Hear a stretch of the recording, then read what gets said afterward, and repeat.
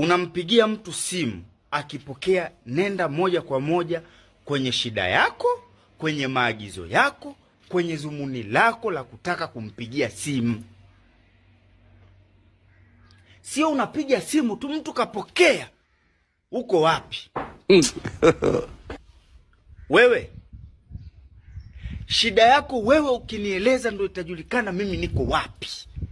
Yaani wewe unaniuliza mimi niko wapi wapi? Unanisearch sasa, umeingia Google. Unataka kujua mimi niko wapi? Dunia yenyewe isharibika. Niko wapi wapi? Wewe elezea shida yako. Shida yako au maagizo yako ndio yatafanya mimi niko nyumbani, niko maskani, nipo msibani au nipo hospitali nimelazwa. Shida yako ndio itajulikana location yake niko wapi. Sio tu unaniuliza uko wapi? Uko wapi vipi? Yaani unataka kujua niko wapi ili iweje? Wewe anza kuzungumza zumuni lako, alafu mimi ndo nitakupa location kulingana na kile ulichozungumza. Uko wapi mimi? Mtu kapigia, uko wapi mwanangu? Mwanangu gani? Uko wapi vipi? Wewe si uongee shida yako. Shida yako ndio itaunda location kwenye kichwa changu mimi nikudanganya au nikwambie ukweli.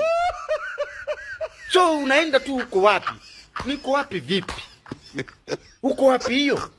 Uko wapi hiyo? Which? Yaani tu direct tu mtu akwambie niko sehemu fulani.